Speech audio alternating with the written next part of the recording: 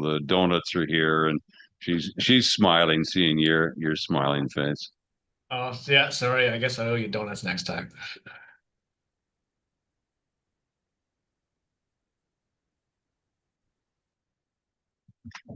Well, good morning, ladies and gentlemen, both in the boardroom and online. Thank you for participating today. Very exciting day, and we're looking forward to reviewing the reports that are forthcoming.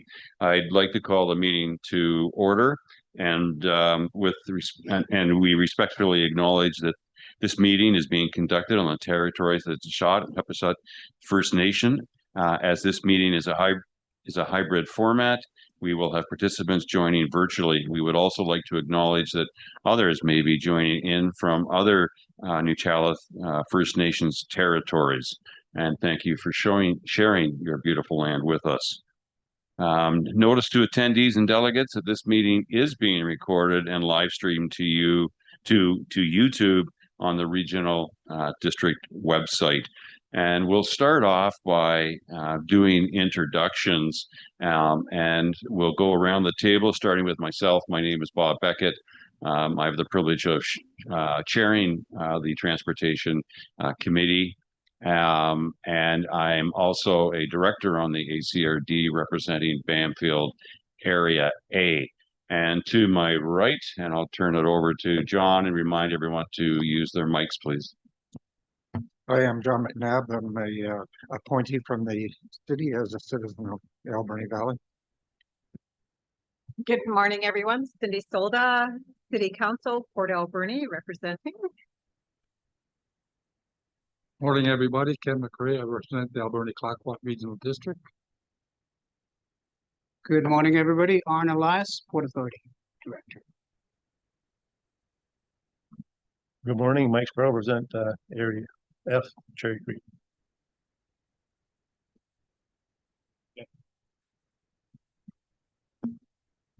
Good morning, Jolene Dick, Chief Executive Officer, Alberni Valley Chamber of Commerce.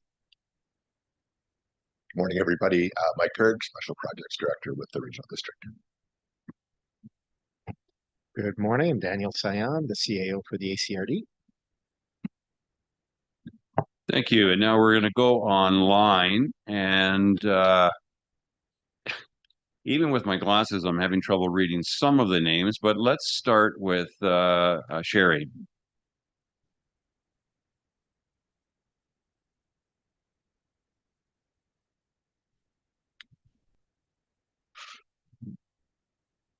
Well, while we're waiting for Mayor Minions to come on, and again, I'll remind you that earlier on when we established this committee, we weren't going to be quite as formal as some of the committees, so that's why I mentioned Sherry's name as opposed to Mayor Minions. But let's go. Oh, I see Sherry's unmuted. Go ahead, Sherry.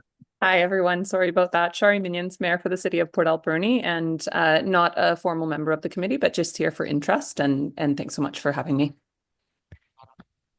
Appreciate having you on board with us today. Janice Hill.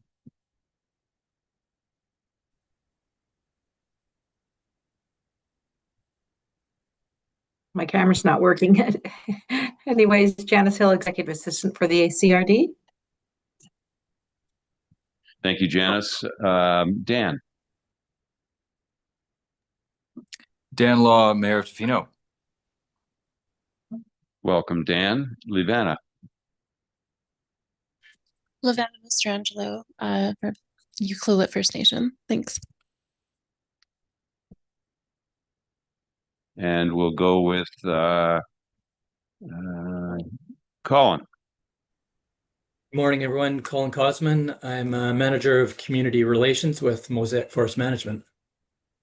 Thank you, Colin. Nikki.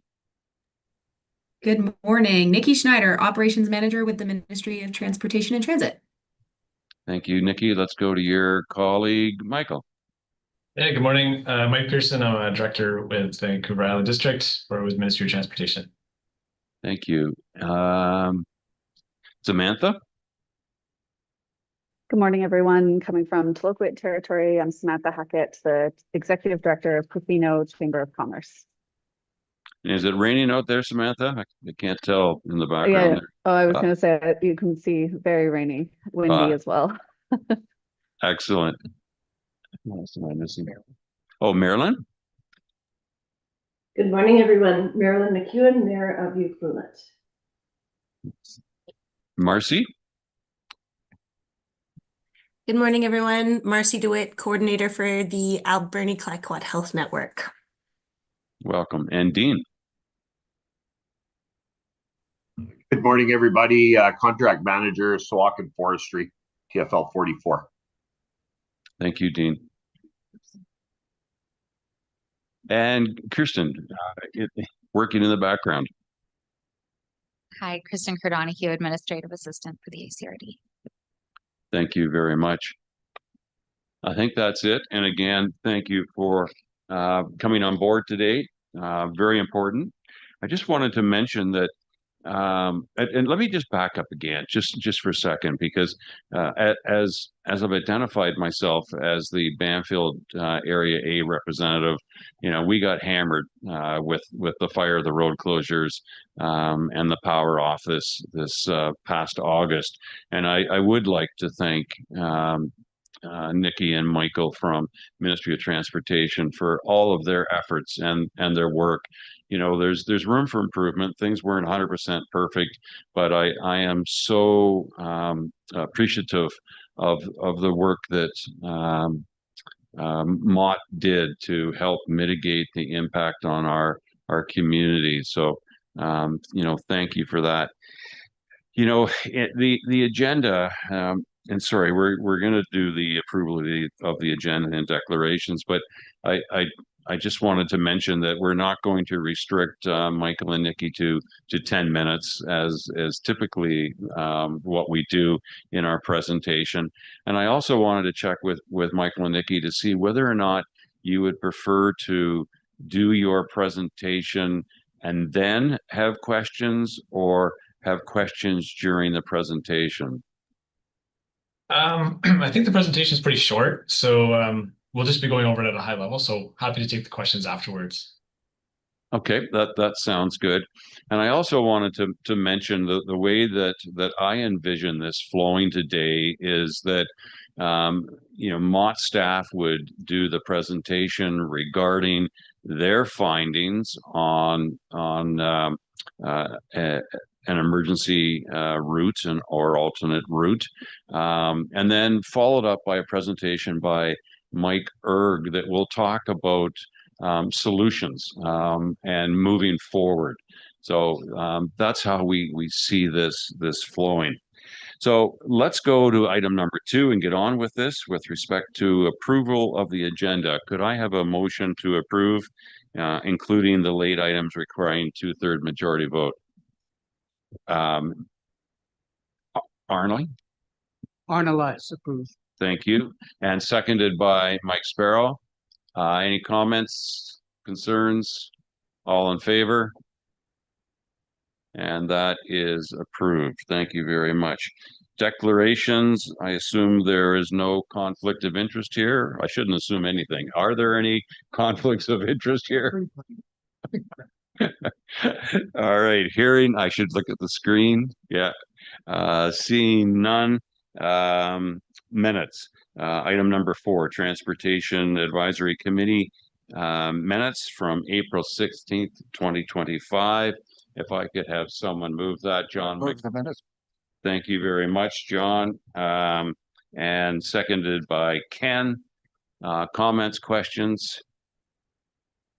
Seeing none, all in favor? Motion passed. Thank you very much. So item number 5, our first presentation by Michael Pearson, Director, and Nikki Schneider, Operations Manager. We were supposed to have done this almost 2 months ago, I think, and we were all set to come to port on the Tuesday, but as we all know, we had the Mount Underwood fire, and everything's been in abeyance until now. So we look forward to your presentations, Michael and Nikki, and I'll turn it over to you.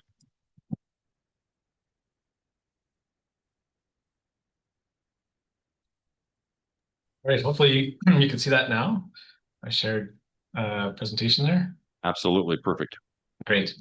Yeah, as you said, this was planned for August the 12th, and the fire started on the 11th. So we never got to present this, but I think it was weirdly timed. But we just released this report at the end of July.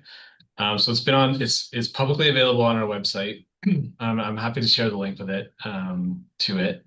And what I plan to do today is I don't want to go through it in a lot of detail here in a presentation, but certainly, you can take a look online, and if there's any follow-up questions, we're happy to take them. But I'll walk you through what we've done and what the findings of that were, and then we can kind of go from there. So just a bit of a recap. This is what we'll be talking about, the purpose, the routes that we looked at, how we evaluated them, and then implementation and the next steps. So, and I feel like I need to continue to caveat this. This was before the Mount Underwood fire. So I think we've learned a lot since then. And as you mentioned, Bob, that I think there's more work to be done here, but this is sort of a snapshot in time prior to the Banfield Road. So this was in response to the Highway 4 closure at Cameron Lake in 2023. And we wanted to go back and look at all the potential detour routes that could have been considered, quantify those as best we can, establish which ones are suitable, what are alternatives, and then have that essentially that catalog of options. So in the event of another emergency, we would have those at our fingertips for a quick implementation. So we looked at a whole bunch of options. It's not exhaustive by any means. We all know that there's a lot of private industrial roads that exist that could have been considered. We tried to pick as many as reasonable. So looking to the north, routes up to Cumberland, looking to the south, like routes to Lake Cowichan, and then also just consideration to not forget about the route at Horn Lake, and then all the variations of those routes in between. So we broke it down into four groups of routes, and I don't expect you to be able to read these in any sort of detail, but the intent of this is to show you that we looked at not only, so in this case, a route from Port Alberni to Lake Cowichan, but all the potential variations of it. So going on North Shore Road, the north side of Lake Cowichan, the south side of Lake Cowichan, using the Banfield Main, Carmana Main, or using Museum Main and Nitnat Main. So all the variations of those is kind of what this is looking at. Similarly, whether you could have a route through to Nanaimo River Road, pardon me. Similar sort of vein, all the permutations of potential routes that could get you there, and quantifying those. Then looking to the north, going up to Cumberland, there's really only two variations of this, using Beaver Creek Road or using going by Central Lake. And then the one that probably everyone knows the most is the Horn Lake connector route as well. Again, I don't expect you to be able to read this table at all. I can barely read it. But we went through each route in a great level of detail to identify all the conditions of it. So we looked at length, the length of the route, total length of the detour, travel time, the ownership of the road, at least at a high level, the surface type, the road widths, the suitability, and I'll get into that a little bit more. Suitability it is sort of qualitative in the sense of looking at steep grades, elevations, road width, surface type, all those sort of things.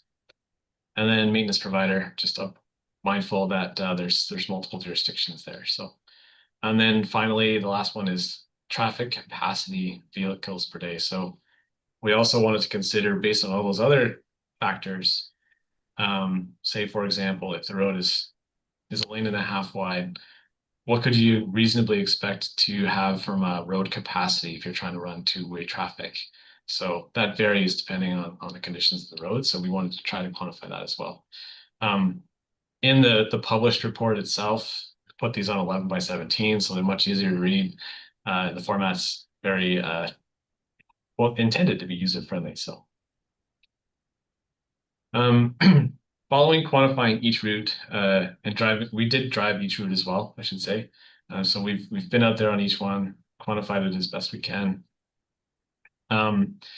We then sort of applied a multiple account evaluation, really based on all those factors, and it does have a provincial highway sort of lens on it of what do we reasonably expect from grades. We know, for example, that once you get beyond sort of 6 or 8%, commercial vehicles start to have troubles. At least highway commercial vehicles have trouble. And that accounts for things like people towing boats or people towing RVs, that sort of thing. And then we kind of ranked all the routes against each other. As everyone can probably imagine, even with what we've seen with Mount Underwood this year, overall, the best routes are still routes to the south. There's various variations of that, but primarily between Port Alberni and Lake Cowichan is the preferred routes. The second set there, I know you can probably barely read this, but the second set is the route set 2, and those are all the routes between Port Alberni and the Nanaimo River Road. None of those work. There's the highest elevation. The roads are really not that developed. There's very steep grades, and I think the Shaw Main itself is actually been closed, so it's not even passable, despite the fact that Google still shows it on their maps as a route. I've done my best to try to tell Google that that's not possible, but no one can get a hold of Google. And then the last set there in yellow, those are routes that are viable, but they wouldn't be a first choice. And the reason for that is the width or other constraints along the routes. So we wanted to not discount them. This would include both the routes to Cumberland as well as the Horn Lake Connector. They certainly could have a use, and I think that's part of really the next steps that I'll speak to at the end. But as we've seen before too, they can be very helpful for getting emergency services through or getting using them as part of the response. But they probably wouldn't be the first choice for a detour unless a route to the south wasn't available, like we saw this summer or something like that. We've also covered in the report, which again, I'm not going to get too much into here because it's a lot of words, but we've kind of tried to outline, at least from our perspective, the process of how we open an emergency detour, how we try to communicate that to the public, all the steps involved, how we manage the route, and then how we decommission the route. These are the things that we've learned from the past 2 experiences now. And I think that's continual refinement. As Bobby mentioned again, these never go perfectly, but I think we're continuing to get better at it. So we're trying to outline that process a bit more formally. And that's that first attempt at that is included in the report. Yeah, and then finally, the next steps is I think this is a helpful document really to start us. But I think, as we saw, again, I keep referring back to Banfield this year, but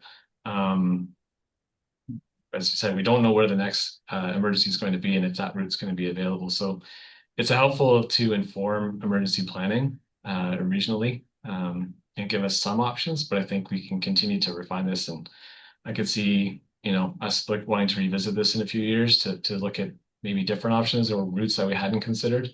And then where we want to prioritize investment in the future. And that's it. So I'm happy to take any questions. Yeah, and I'll stop sharing here and then take questions. Thanks, Michael. I'm going to turn it over to questions in just a second. The only concern I had with the presentation is when you said we'll revisit this in a few years. Oh my gosh, I was hoping we'd revisit this in a few weeks. So let's start with questions. Go ahead, Cindy, please. So I'm just looking on your, as you were speaking, I'm sitting there trying to find it on my paperwork. So it kind of got lost here. Page 40 that you were looking at regarding the preferred routes and stuff like that. I'm just would like to know the in the green, that's highlighted in the green, those are preferred, and obviously travel time is really 1 hour, 1.5 hours, opposed to the 3-hour travel time, which makes sense. But where is it? Because I don't see where these preferred routes are, because we were trying to find it on the that document or whatever. One page back. Okay. So maybe you can give me instead of in a synopsis where we would leave Port Alberni and come out where? In an emergency route. And sorry, you're speaking to this table, but the routes that where the start and end time of the travel time is? Okay, yeah. Michael, I think what we're referring to on this one is your route 1A, B, C, and D, which are, I think, different variations on the Port Alberni through the Cowichan route, and just understanding those nuances. For sure. So yeah, each of these corresponding like the length, the travel time, and appreciate that these are estimated times. They will vary, but so the details of this are included in each of the route map pages. Sorry, you're gonna get dizzy here, but these maps are intended to be pretty detailed and give you the start and end points that we're picking. I'm just picking one, sorry.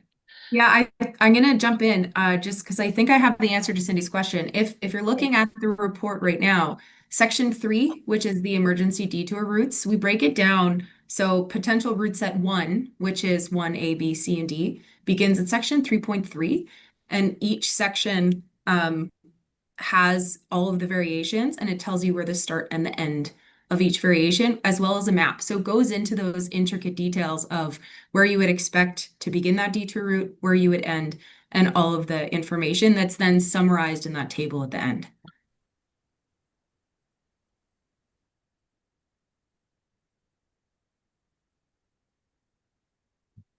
Nikki and Mike, perhaps I know that during both the Cameron Lake fires and Mount Underwood fire, a variation of this route was used, and so this I'll say that this year was our second time using a similar route. What is the difference between crossing the Yubo Way, so on the north side of Lake Cowichan, versus on the south? So the 1A versus 1B. Now I've driven 1A, so I'm familiar with it.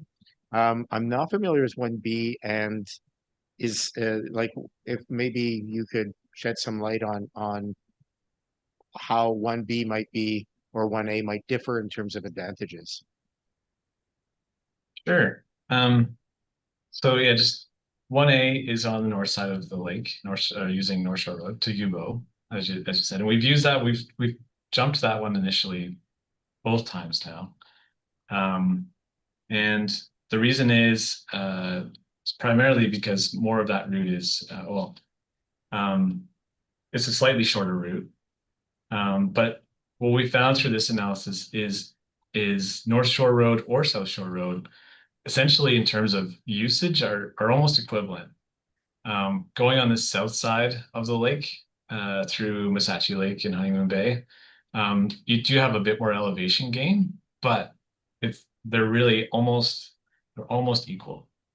And so in the future, I think what we've learned is either it could be used. I know through discussions with Didadat that there's probably maybe a preference for the South Shore Road. So there's nothing precluding us from using that in the future. It's mostly been a bit of a call from Modi to use North Shore Road in the past. If I've answered the question, I hope. Yes, thank you. And I guess the only follow-up to it is, are there more homes on the north than the south? Like, in terms of existing community impact, all of a sudden rerouting new traffic, is there a greater impact to existing communities on the north than on the south? I can't say with certainty. I mean, if you're going on the south side, you're going through the community of Honeymoon Bay and Missachi Lake. Both of those communities are quite small. The road through the community it's down to 30 kilometers an hour, and it's quite narrow. So you'd have running that much traffic through them be slightly more of an impact, but again, on the north side, we have a similar situation in Yubo with the narrow road there as well. So it's a bit of a trade-off, but I'd say they're almost equal. I'm going to go to Arnie, and then I'm going to go to Dan after that. Go ahead, Arnie. Yeah, well, thank you for the report. I think it balances the variables quite nicely. Elevation, just a whole bunch of different issues. As travel time was raised, I'm going to add a further question, which is coming from where?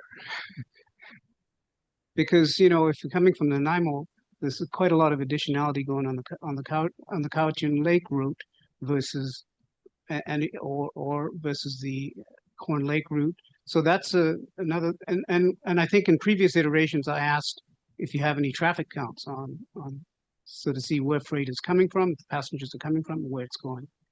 Mm-hmm. Yeah, no, thanks. And it was a tricky one for us so we tried to be consistent. So we went highway to highway for as much as directly as we could. So it doesn't account for having to reroute completely. So most of what you'll see is from Highway 4 to Highway 19 or to Highway 1. Those are start and end points, and arguably those could have been different, but we just wanted to be consistent. In terms of traffic volumes, we do have volumes for the Banfield Road as well as all of our highways. So yeah, we have both commercial vehicle data as well as just normal passenger vehicle data. Right. So as a follow-up, I would say this is something additional that needs to be considered. If your freight is all coming off the ferry, that's you might want to count from the ferry all the way to port on each route. Good point. Thank you, Arnie, for that. Over to Dan and then John. Yeah, thanks for the report, Michael. And I'm going to go off script here, slightly off the agenda, and just thank you for traffic mitigation for all the work on Highway 4 this fall. Excellent work. On to my question. It's great report. I really like seeing all the data and the assessments. I think nobody's surprised. Certainly, I'm not surprised. But I do have a question about option 4 because really it's quite short, significantly less time, and it has some other issues. The only real in the red was the steep grade sections, which are also quite short. And what I was wondering is if you and your team did consider what the cost or the impact was, or the possibility even of rerouting those steep sections to mitigate that. One sort of red flag. Yeah, for the Horn Lake connector, it's the steep sections. It's also the width. In so many sections, you're single lane. Doesn't mean it's not manageable, but it does really slow down your capacity. So we're trying to take the 12,000 cars a day on Highway 4 and put it through Horn Lake. It would be extremely inefficient. And I know it's been a historical issue of could we upgrade it? And that's specifically something we didn't want to include in this study. We didn't want to get into that conversation. This was if there was another fire tomorrow, what route would we pick? And we didn't want to, as I said, we put it in yellow because we didn't want to discount it. It can be used. It should be used for emergency services and getting, maybe supply groceries and sort of things through. But I wouldn't want to use it as the primary connector for the general public because it would be so inefficient without improvements. Thanks for the question, Dan. Just before I go to John, I just wanted to welcome Mike Fox in this morning. Good morning, sir. Over to John, and then we'll go to Ken. So thank you. So in all the years of sitting around tables like this, the only thing that I find that's a constant and dependable is change. And since this report was made, guess what? We've got to change. And that's the issue with the Banfield Road and the fire damaged area. So how you must have since then considered what impact it's going to have on this report. I'd like to hear that. Sure. I think we're still digesting the Banfield experience this summer. Since the Banfield with that fire, the province has actually entered into a license agreement with Mosaic for that 3 kilometer section where we've installed avalanche gates or closure gates. So we've taken over administrative control of that little section to make sure that we're dealing with that fire burnt area now. And that's in partnership with Mosaic and TFLP as well. But in terms of, I think that speaks a little bit maybe towards revisiting this, whether it's immediately or in a few years, Bob, I'm not sure, but there's always more route options. I know that came up this summer with the Brenner Main and Museum Main, but and we looked at those in partnership with Mosaic again, and to implement those really fast, they had the same issues as many of the other roads out there, the steepness, the width. Everything can be fixed, but there's time involved. So we could probably endlessly look at alternative options. I think the work that we maybe need to do is trying to find these places where we don't have options and trying to establish those options. But maybe that's next steps. Thank you. Go ahead, Ken. The last meeting we had, I brought up about the inland highway when they first built it. And I asked our MLA at the time, where's the cutoff going to be to Port Alberni? I got on his motorbike and he showed me where it was going to be. So we went down there. That's where the cutoff is now to Horn Lake. And we went down there and we went around Lost Lake and then over the hydro lines and down through Cherry Creek. Did you look at that report? The original report where it was going to be? It seemed quite simple at the time. I've seen a few reports. I don't know if I'm not sure of the one you're speaking of, but I've seen the bypass through Cherry Creek. I've seen the route through Melrose as well, off closer to Whiskey Creek. And I know about the Horn Lake as was considered during the IHP days, but I don't know if I don't know if I'm talking to the same route that you're speaking of. Okay, thank you. Thank you, Ken, for that. Go ahead, Cindy. So just a quick question. So, I mean, highways are built on steep grades and different things. I'm not an engineer, obviously, and I just don't understand. So we do have some steep grades, and for an alternate route, we're also looking at, we would like another permanent route in and out of our communities. And so would it be wise to put money together and just build all one instead of fixing up something that's an alternate and then put a highway in, like the Horn Lake? I mean, that's, or something that's close and for emergency vehicles and stuff like that. I mean, we've had this discussion for like years, and as you're aware, so I just don't understand, if we're going to put money into something, why not build instead of rebuilding and adding more money? And I know there was discussion about business cases for having a permanent route, but can't we just marry them together and build something, you know? That's where I'm at. Sorry. Yeah, no, it's a fair question. I think in any bypass investment, permanent route investment, whether it's to the south or Horn Lake, I think all the previous studies have also shown that you can't not continue to invest in Highway 4. So you're really actually just adding. So as we've seen, every year we have to fix places on Highway 4. It's a constant, we're constantly working on it. So we can't abandon that. So really be continuing to invest in Highway 4 to make it more reliable, but then also just take on a brand new route. And it's obviously a very big decision beyond my pay grade. So.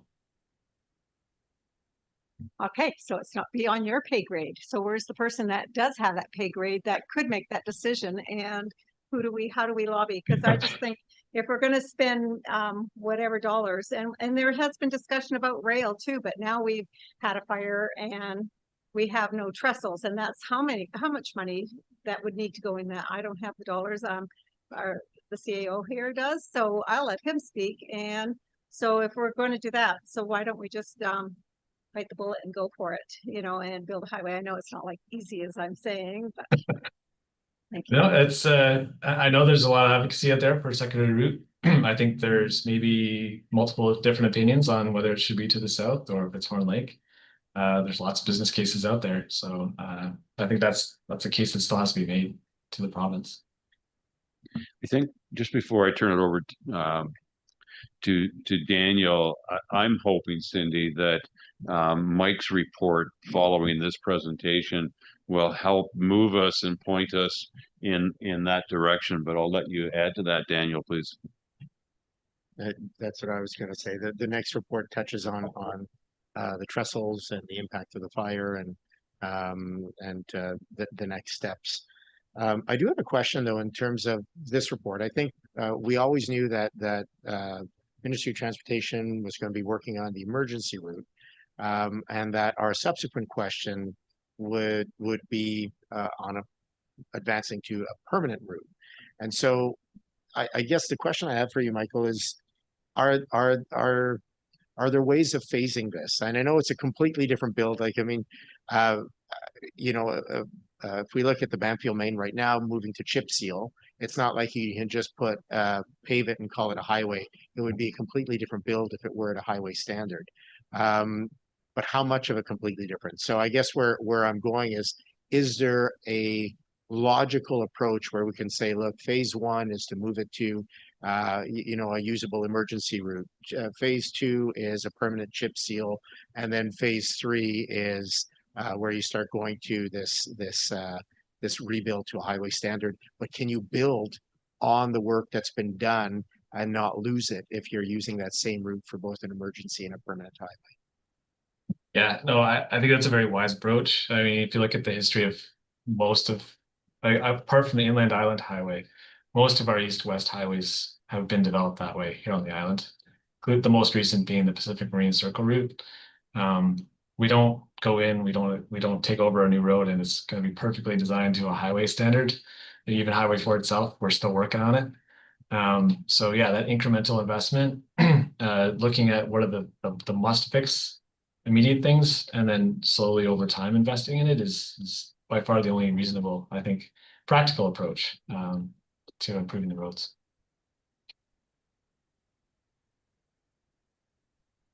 Go ahead, Mike. Thanks. Hi, Mike. I just wanted to add or talk about a couple of things. You mentioned about the traffic, the daily traffic counts on Highway 4, and it's around 12,000. Throughout the year, it's higher in the summer, and now that the fires issues and staff are back, I do want some more detailed information, more than what I could find on the website, compared to Highway 19. But it's also like a very busy highway for the size and the speed that it goes down to, right? And those things don't seem to get factored in, and I know it's in comparison to Parksville to Nanaimo is an incredibly busy highway, but when you look at other highways throughout the province, this highway between Port Alberni and Qualicum is an incredibly busy highway and has some big impacts. We'll talk about that in a bit, but I think that needs to be factored in as well as the traffic volumes. They're comparable to the traffic volumes on 19 between Qualicum and Courtenay, and that's a 4-lane highway with 2 routes side by side. So that's a big issue, and it also services a region of 33,000 people. And while there are lots of communities with one route in and one route out, I'm not aware of one that's the size of our region. And so I think those things have to be factored. And I realize this is, when Cindy was talking about pay grades, it probably goes beyond you, but this has to be acknowledged in the reports and the work as we're looking at these things. Thanks. Yeah. No, thank you. It's fair comment again. Between the 911 Parksville, even down to Duncan, actually, on 19 and Highway 1, volumes are about 35,000 a day. So roughly, let's call it a bit more than double what Highway 4 is. But I mean, in comparison, Highway 14 between Langford and Souk is similar volumes. It's about 16,000 vehicles per day, also a 2-lane rural highway. So certainly the cases can be there in terms of the volumes on many of our east-west highways. Thank you, Cindy. Go ahead, please.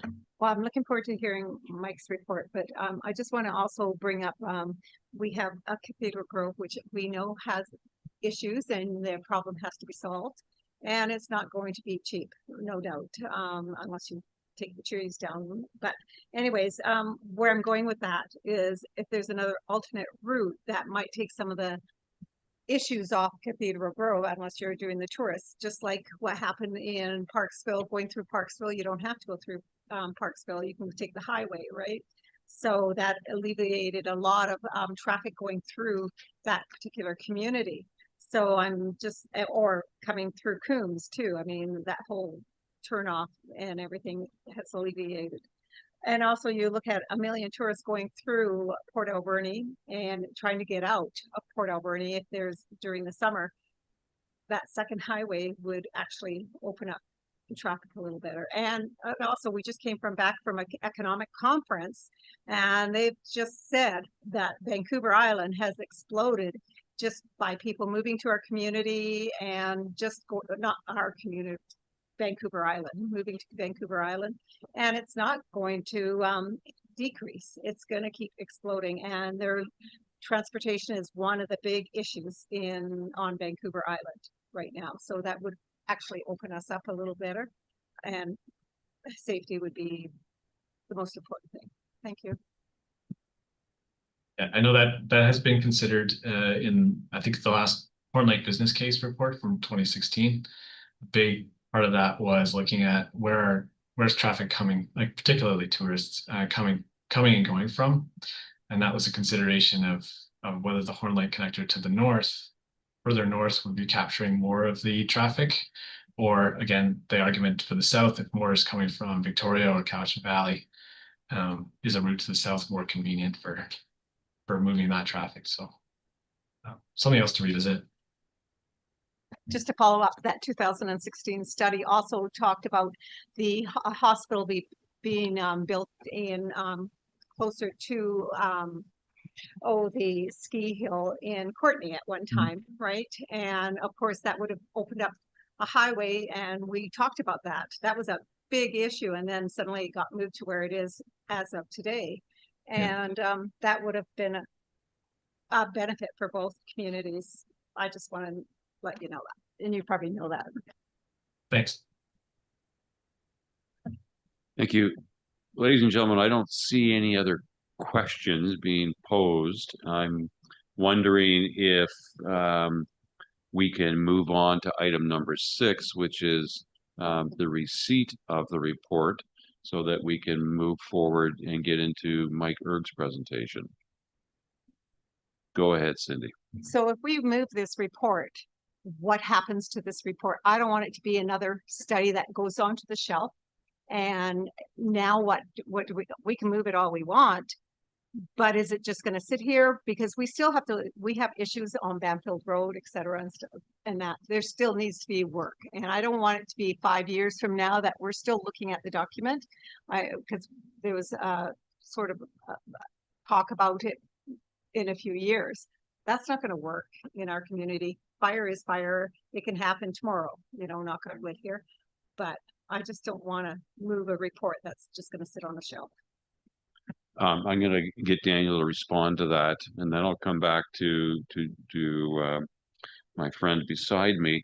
I just have a question before you go there, Daniel, because it's a great comment and point that you make, Cindy. So the motion is simply to receive the report. That's number 1. But then when you take a look at item number 7, request for decisions. So what are we doing about that report? So over to you, Daniel. Yeah, so I think Mike Erg's report is really getting into what we are doing with the information that we have. Because for this committee, we wanted to discuss 2 things: the emergency route in permanence and a permanent route in permanence. And that's how we want to use all information that we have, historic information, which is important, but we also have to acknowledge that since even 2016 in that last report, things have changed. And so it's to take all of this information, relevant information, and try and identify the path forward. And that path forward will be hopefully a recommendation to the board, but also that should hopefully spill out to other governments in our region so that we can try and get some sort of unanimous vision moving forward, because it's only with a unanimous vision, I think, that we're going to successfully lobby the province for the change required. Michael and Nikki are going to implement that. You know, that's for them. Once they have their budgets identified, you know, they will implement faithfully. But at the end of the day, they are not the ones that are going to make a decision on a route. They might help us collect information to inform our decision in a good way. But at the end of the day, it's going to be up to our local governments, First Nations governments, to coordinate, collaborate, and push at a political level the provincial agenda so that we can get what we're looking for. Thank you, Daniel. Go ahead. So I think it's really important that for the purpose of this study and report, that the issue of the damaged area on the Banfield Road be included, so that how it reflects with the Ferrari portion of it, the colored portion, how it reflects in the preferences once that's considered. So I don't know how much work that is or what it would entail, but I think if we're going to have a report that we can rely on in the future, those updates need to be included.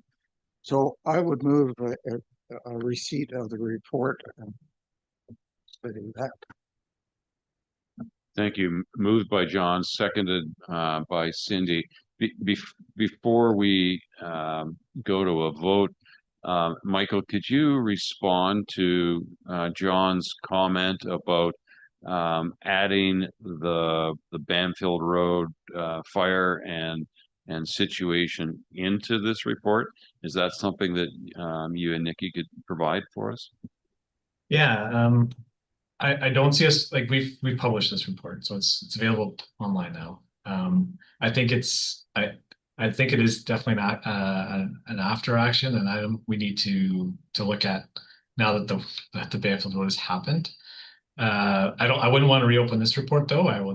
We can do that as a separate piece of work. But I think I'm still struggling a little bit with the scope of it. If the intent would be to look at more alternate routes if the Banfield Road was closed, or what that would be, but we could take that offline another time. Perfect, thanks. I would think that John McNabb is looking at the transparency and the details associated with making sure that we've dotted all the I's and T's. I'm going to go to Dan, and then I'm going to go to Daniel. Go ahead, Dan. Yeah, just a bit of a point of order. I think that the motion that was just John just put forward and was seconded was that to receive the report if it included this other stuff. And I just want to clarify that because I'd like to know what motion is actually has been seconded. Thank you. Thanks, Dan, for asking that question. John, go ahead. Sure. I think that we need an addendum to this report, and so I mean we can receive the report as it is, subject to an addendum coming up or a follow-up. Thanks.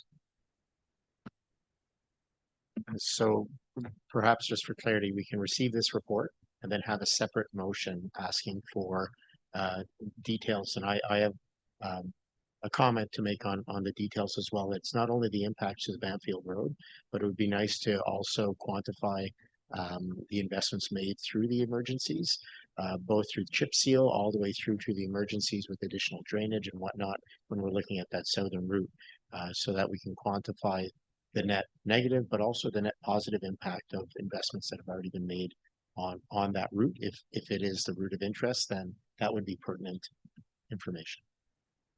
But two resolutions, that's what I'd recommend. Perfect. Just before we go to the two resolution aspect, I want to go back to Dan. You've still got your hand up, and I thought you might have a comment back on what John McNabb was proposing and what Daniel was proposing. Yeah, no, it's just a point of order, maybe for clarification for what if we're going to, we have a motion on the table right now that has requires an addition to the report that we have. So now Daniel has put forward the possibility of having two motions. So I just would like to either clarify that or make a motion to amend the motion that's on the table, or make a motion to suspend the motion and remake it. So maybe that's something for the chair to discuss. Absolutely. Thank you, Dan. So let me go back to John. Are you okay with a two motion approach? Because I personally would not want this to be held up any longer. Let's move forward, and then Michael and Nikki can get on with getting additional information for this report. Are you okay with the motion as written? Well, my only problem with it is, as I see it right today, this report isn't complete. But we can receive the incomplete report and then ask for it to be completed separately. So that's fine with me, as long as it all gets done in one day. Okay, and again, just for clarification, because I do want to recognize the work that Michael and Nikki have done. It's not incomplete at the time it was written. It's only incomplete, as in your words, as a result of the fire incident the next day. Yes. So if that works, and sorry, again, while we're discussing this, I'll just go back to Marilyn, because I see your hand up. Thank you, Chair. I'm just a little confused because on my agenda, item number 6 is not, the motion is not to receive the report, it's to receive the correspondence that went to UBCM on page 67. So I don't have on my agenda a motion to receive a report. It was just a delegation from Mike and Nikki. So am I out in left field somewhere?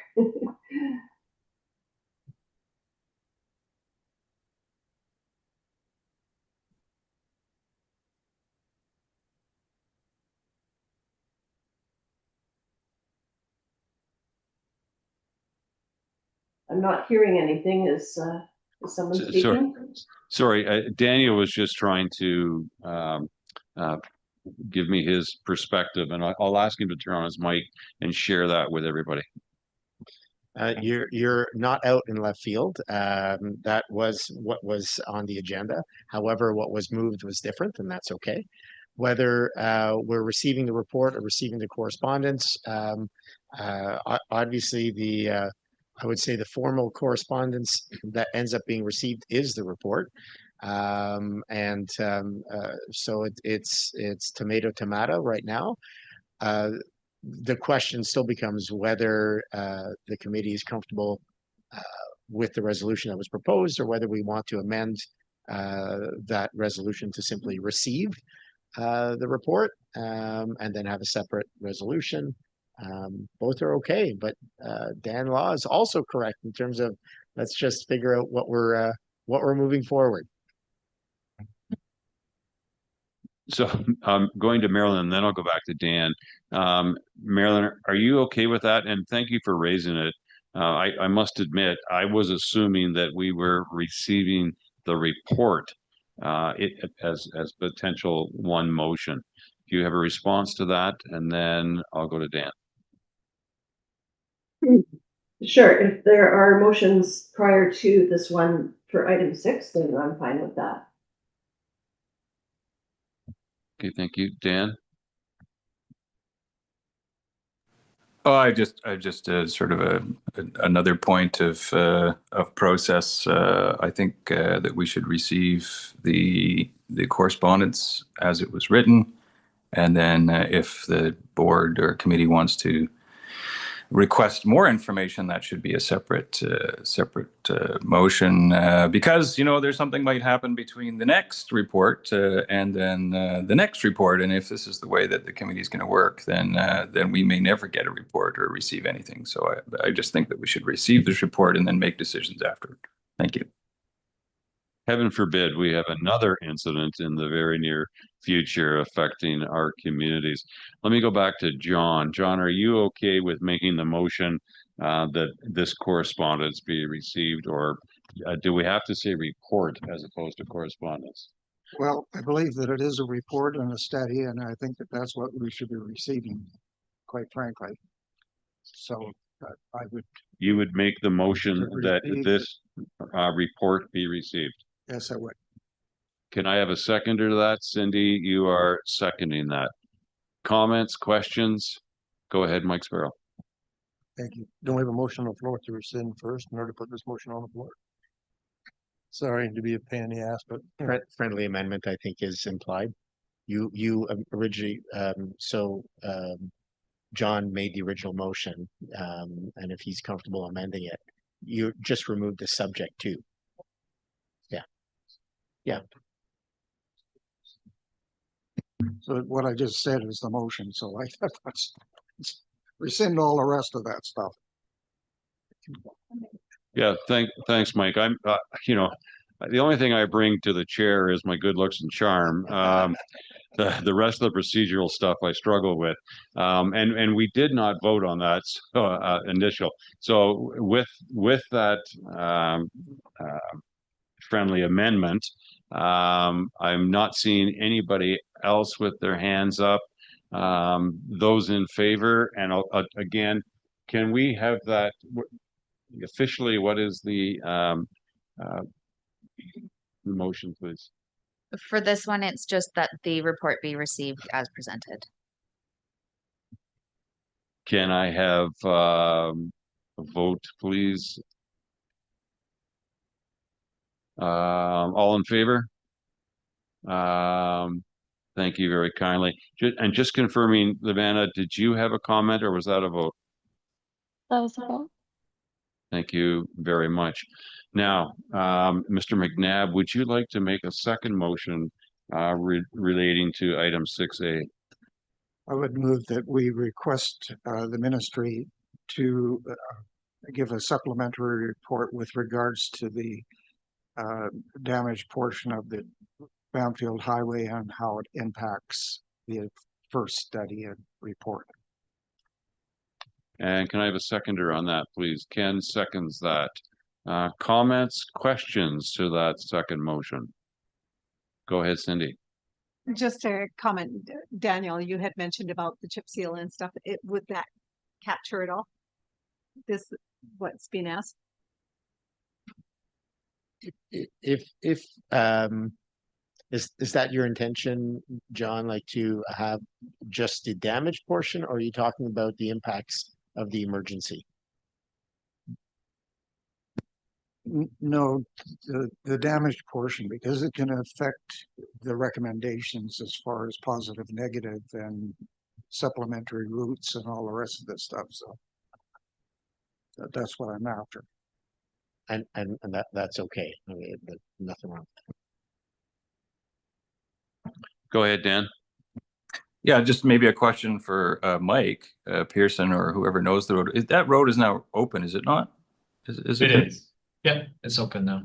Okay, so it's actually functional and people are using it right now. Correct. Okay, so it may be a question for John. What impacts, noting that it's open, are you looking at? So, like, what do you want the ministry to do? So the stories in the background have been that that area was damaged and it's subject to falling debris, rocks, and other things. Is still an area that's going to cause ongoing problems in the future. So it hasn't been totally rectified. It's just being made so that it's passable. And we get heavy rains, we get snow, we get another fire or whatever, that's going to be a problem area again, as far as I understand. Thanks. Go ahead, Cindy, and then if you have a comment back, Dan or Michael, go ahead, Cindy. Well, it just reminds me of deja vu, Highway 4. I mean, we've had closures and we've had debris on the and trees and stuff we've had to close, but the highway is closed from 10 to 2 this week, I believe, for whatever work's being done. And so from I think yesterday to the end of the week. So how do we know in the future it's not going to happen? So just thought I would bring that up. So if you're lucky to get through at 8 o'clock in the morning, coming from Banfield, great.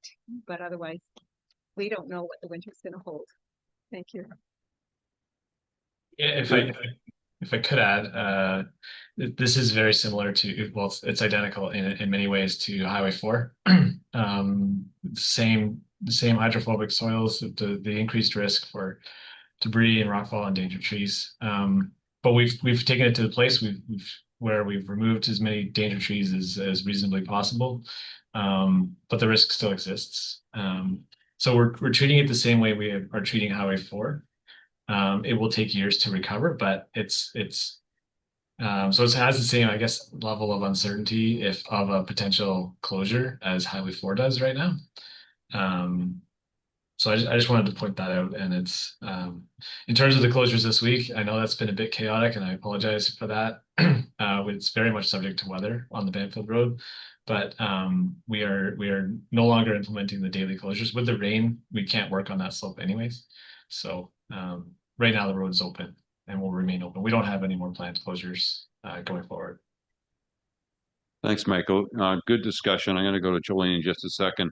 I just want to add that from my perspective, it won't matter what road we eventually end up agreeing on.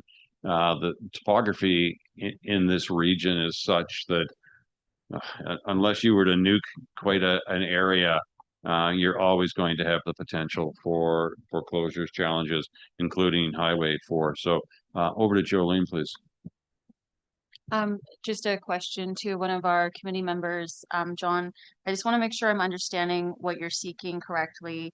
From what I'm hearing from the discussion around the table, am I hearing correctly that you're looking for a response, whether that's an addendum or I'm not too sure if what Mike just said kind of answers your question, or if you're looking for a more detailed report that gives insights on the reliability and efficiency as a result of the Mount Underwood fire. Is that what I'm hearing correctly? And do we have a motion on the floor for that?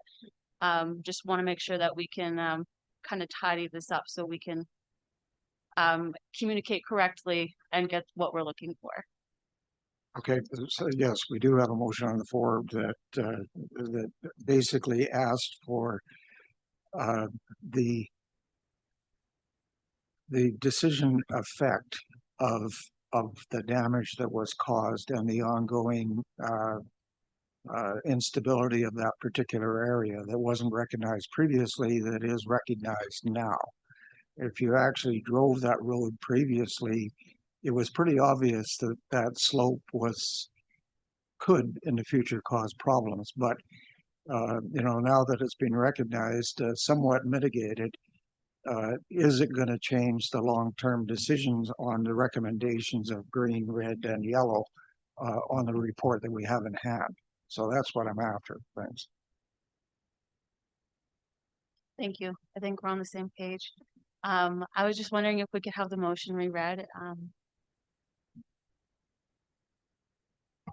Yeah, what I've recorded here is that the Transportation Advisory Committee requests a supplementary report from the Ministry of Transportation and Transit outlining how the impact of the fire damage portion of the Banfield Road may affect the information presented in the emergency detour route report. Does that sound good? That's bang on, and very good, John. Very good.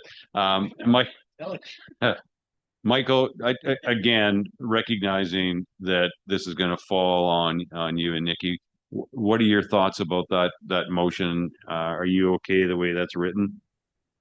Yeah, I don't have a problem with that.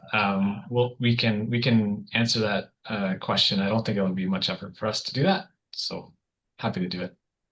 Perfect, thank you. I don't see any other, sorry, was that you just scratching? I don't see any other hands up. We have the motion. It's been moved and seconded. I think it was Cindy. Yes, I believe it was Cindy. Thank you. All in favor? And opposed? And that is moved. Thank you very much for that.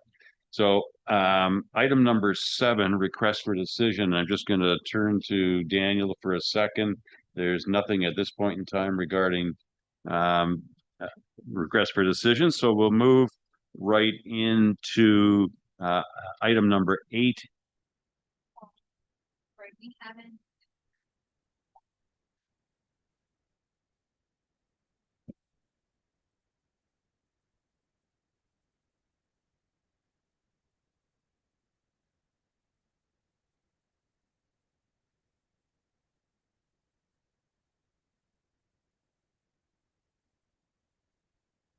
Thank you for that. It was my fault for missing that. I apologize. Yeah. That's okay. Blame Marilyn. You dragged us into 6. No, I see Marilyn's hand up. Go ahead, Marilyn. Thank you. I couldn't hear what was being said in the boardroom, but I believe we still have to make the motion to receive the correspondence for 6A. That's correct, and I'm glad you didn't hear the conversation because John Jack threw you under the bus. But it's all good now. So let's, if I could have someone make the motion that this correspondence be received. So moved. So moved by Cindy and seconded by Mike Sparrow. Any other questions, comments? All in favor? Pass. Thank you. Thank you for all of the help that I'm receiving this morning. I'm serious. 8A, HCRD secondary route and emergency route options by Mike Erg. Looking forward to this, Mike. I'll turn it over to you, sir. I'm just going to slip up and grab a quick coffee. Thank you. I'll just introduce the report, and then Daniel wants to add to it as well. And then certainly, the idea is really to facilitate some discussion and get some direction on where the committee would like to go, and then possibly some recommendations for the board. So, the purpose of the report is to provide the committee with work on an update on the work on a permanent emergency route. Really was a lot of that was Michael and Nikki's presentation already, and then also on following that or next steps on a permanent route as an alternative to Highway 4. Really, the 2 wildfires this summer highlight again the vulnerability to the region and the need for that. And then also the extended closure of Highway 4 in 2023 with the Cameron Lake fire. All of that. Like we need an alternative route out of the valley, and ideally, I think it's a need to have a permanent alternative route. I mean, this has been worked on, I don't know, for like going back, I think, to the 80s. And also like part of it, highlight my comments about the traffic and the volumes, and how busy this highway is. And with Highway 4, we've talked about Cathedral Grove, we've talked about the 30 kilometers an hour now around where the fire was on Cameron Bluffs. And as we all drive through Cathedral Grove, I think for most times of the year, if you're not getting down to 10 kilometers an hour, you're stopping.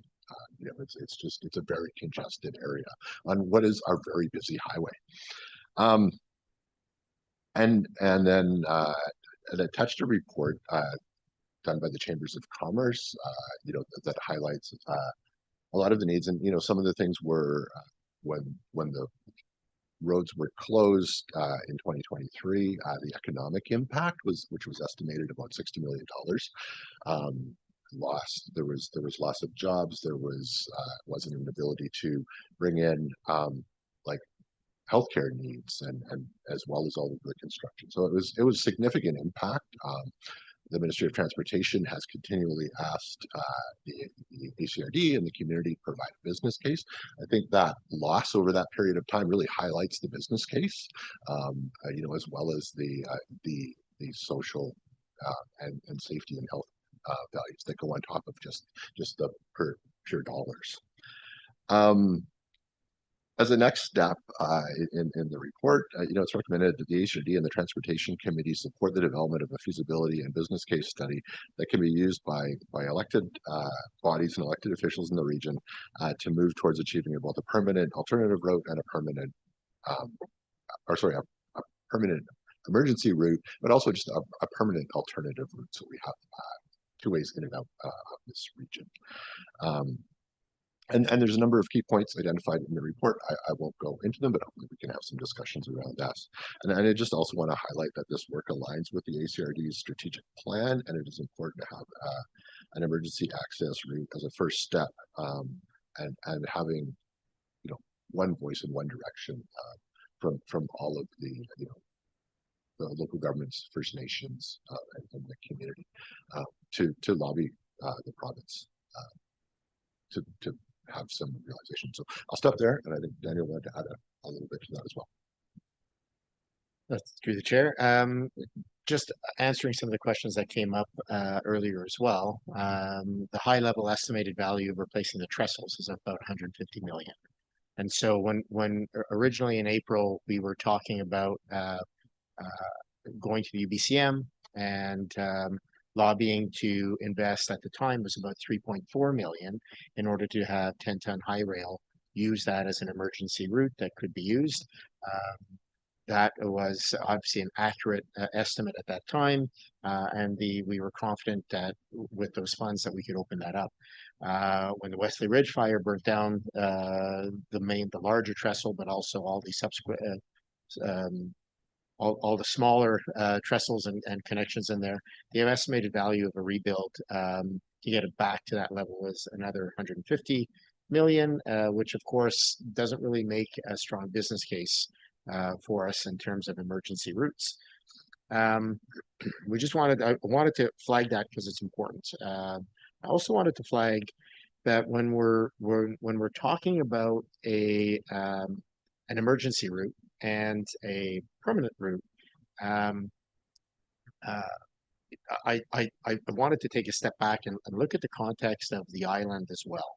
And so the concerns that I have in terms of looking at the Horn Lake Connector, even though historically that was a route that we were considering, my concern that I have is that the Horn Lake Connector hasn't been used for two emergencies, primarily because of the logistics of single lane, but the investment required to actually make it usable as a secondary route versus the southern Cowichan route has been used twice, has received some investment as a result of that. And I would question the investment, the viability in terms of the investment required for the Horn Lake versus the southern route that is being used. So that investment to get to the minimal standard of use, I would question. I also want to flag that there has been also in April, Chief Judy Thomas presented the fact that the Cowichan or the Dididat First Nation is in the steps of their treaty, and in their treaty negotiations have identified and have secured a commitment from the province to do an equivalent of what was done with Banfield and Anakla-Weyat, which is the chip steel standard. So what she was flagging is that there is about a 12-kilometer section between the commitments made by the province along the Cowichan route to the Banfield main route, which is that very bumpy paved section with a bit of gravel road. And so where I'm going with this is that when we're talking about emergency route and we're talking about permanent route, and given the commitments that we're aware of, is there wisdom in further pursuing a business case for the Cowichan route? And if so, then what is the process that we should follow in order to make sure that we're following a process where the communities within the ACRD, but also potentially with the Cowichan Valley Regional District, are in a position where they feel like they can justifiably support that. Because what we can't have is an open divisiveness between which route is the route we want, because the province won't act if there's two routes that we're identifying. So I put it to this table for discussion, and I just wanted to share my reasoning so that so that you can consider it. And I'm certainly open to being wrong, but I'll also invite that conversation added to what Mike has put together, so that we can chew on that a little bit and provide some wisdom from this table as hopefully a recommendation for next steps moving forward. Great comments, Daniel. Thank you. And thank you, Mike. I'll turn it over to John McNabb and then Cindy. So I read briefly through this report. I only found it yesterday, but you know, it's pretty comprehensive. I do think that the estimates of loss to our regional district are low. I guess effectively they better to be on that side than the other side, but knowing what impact it had on the auto industry overall, like just the auto industry is likely in the $5 to $10 million bracket. So one of the things that's happening is that every time that road gets closed, it puts another notch in the belt of trust in both tourism and in retail customers, and we see it, and it's what makes me think that there is more possibility to the Horn Lake Road is that in fact they did use the Horn Lake Road for emergency vehicles, for medical personnel, for police personnel in the community during the shutdown, the Cameron Lake shutdown. They did use it. To me, that says maybe there's more opportunity there than is being broadcast.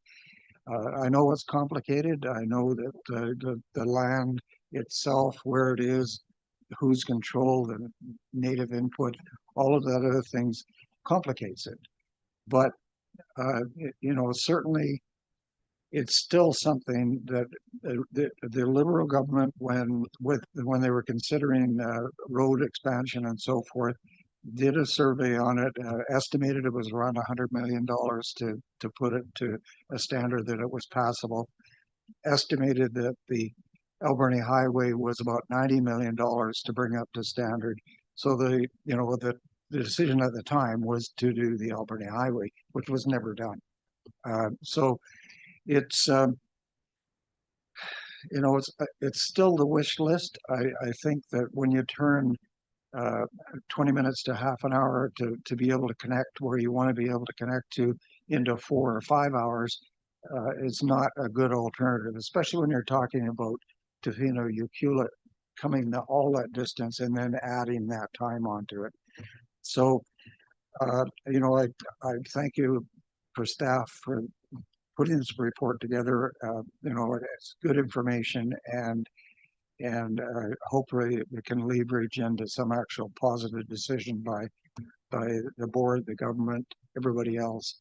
We need to be stepping on the toes of our MLAs and MPs and say, we need action. We don't need just conversation. We need something to happen. Thank you, John. Go ahead, Cindy.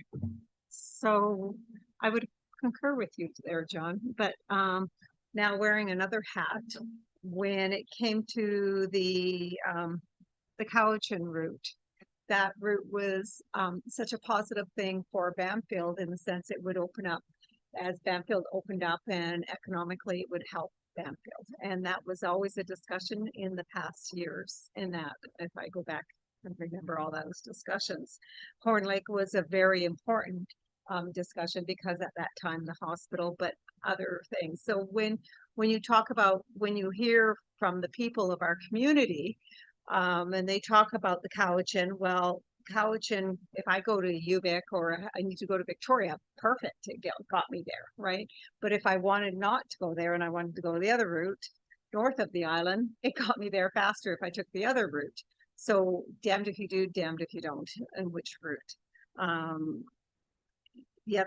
The Horn Lake is faster. And if I was going to Nanaimo, it's not a long drive if I was going the other route. So which is better, you know, what will balance? When we talk about, yeah, there's a lot of issues going to the Courtney, the Horn Lake one. Well, highways are built. Look at some of these highways and you think, oh my God, they built a highway here or they put a dam in here. How did they manage to do that? Highways, again, not being the expert or the engineer, I just take a look around me and see some of these highways. Whistler, I mean, they must have had, when they built Whistler years back, they had to blow it up and do different things. And same as the Highway 4. Highway 4, we have the rock. I've been told if they blow, I'm again not 100%. I just remember our former MLA said if they try to blow that rock down, it's going to take the whole mountainside down. You know, that's why it was left the way it was, because it's such a big piece of rock. I don't know. So I'm just playing devil's advocate here, and I'm not the expert.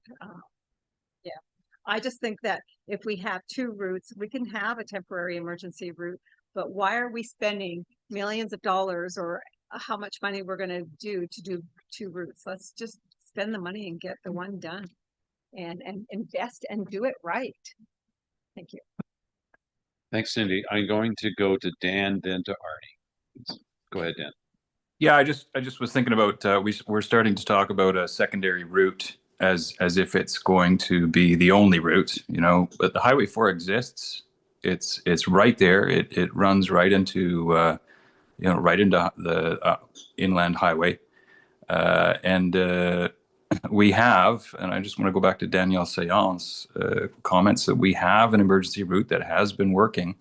It is the #1 contender according to objective data. And we've seen with Bamfield that if you put pressure on, you eventually get a chip seal. And so I think and we're also asking everybody else in the province to pay for this. So I think all those things together, we have to, there's some people in the room that are always going to want the Horn Lake route. And that's the way it is for them. But I think the majority, the prudent thing to do, noting the reports and noting the use and noting that it doesn't serve just our interests, it serves everybody on the island and everybody in the province, would be to settle the debate and say, go for the Cowichan route, establish it, and then the next step would be to chip seal it, get it to that section. That, I mean, it might be for some people in the room, shoot for 10, hope for 8, settle for 6. But if we don't do that, then essentially we're stuck with trying to convince everybody why we need this route that goes north that really doesn't serve the rest of the Vancouver Island or the province as much as it maybe does for some people, Port Alberni or something like that. So I just want to say, like, pragmatically, it looks to me that we have the main contender route, and we have a prudent way forward that could end up with a chip sealed route that the most people are going to be able to use. And that's about the only argument I think the province would listen to. That's my opinion. Thanks, Dan. And before I go to Arnie, I'm just going to jump in and mention at the end of the day, everyone's very passionate about their thoughts, and I really appreciate the conversation that we're having. I just want to mention that from my perspective, the whatever option we go with, we do need to consider where the funds are going to come from and what leverage we might have in being successful. And I throw that in because I know that becomes political, but at the end of the day, I've heard a report from Cindy 2016. Well, I'm not going to be around, you know. I'm just trying to do the math between 2016 and 2025. Let's just say, yeah, 10 years from now, I'm hoping that who's ever sitting around this table is not having the same discussions. So over to Arnie, and then I think it's Jolene. Thank you. Well, I hope we're all around in 10 years. So I'd like to think a little bit more strategically. Think of where do we want to be in 10, 20, 30, 40 years, if that's not too far ahead, knowing things change in 6 months these days or 18 months. And I want to point out a number of things. First of all, I do take your point. Where's the biggest bang for the buck? You know, where are we going to get the most out of this for the money we spend, and how do we make the business case for it? I also want to bring in climate change. I'm a climate scientist, and you might think, oh, climate change is going to have this and this and this. Well, if you look, and I've done studies, and if you look at the studies, the ramp up effect in the 20s is pretty strong, but in the 30s, it's all hell breaks loose. So what we're seeing now is just the tiniest tip of what's going to happen. So we need to consider that larger issue in terms of what's going to be more secure from a climate change perspective, in terms of slope stability, in terms of crossings. Because if you get events where bridges are blown out, you know, you have to plan for that. You have to now plan for a 1,000-year. You have to plan for a 1,000-year flood where you plan for a 100-year flood. So these are all costs that you need to build into the model. So what's the biggest bang for the buck? And I mean, I was a road builder as well. I was on the road building crew out of Balacuva. That's 20% grades, 5,000 foot pass. That's, you know, pretty significant. We can do things that are pretty amazing, but at the end of the day, we need something that works for all of us, that gives us, you know, over the long term, the most resilient bang for the buck. So I'd just like us to think in terms of those kinds of processes more, and the threats. You know, I believe that we're going to see unprecedented issues in terms of rainfall events, in terms of fires. These things are just going to ramp up. I hate to leave on that note, but I'm going to cut you off from here on with those kind of comments. Thank you for that. That's very helpful. And Jolene, please. Thank you. Just in reading the report from the Special Projects Director, we have some options in front of us on what we should proceed with. And I'm in favor of option 1 of having that coordinated local lobby effort to convince the province to establish an emergency access route as a first step, and then build a secondary access highway that is open year round. So I do think, number 1, we got to get our ducks in a row. We need to have a viable, dependable emergency route for emergency events and otherwise, whether that's from climate events like a wildfire, or now we're in the rain having mudslides.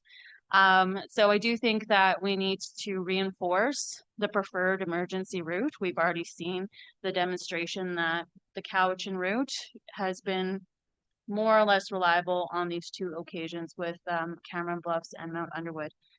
I would also suggest that we also take in consideration and, you know, act on our commitment to reconciliation to First Nations.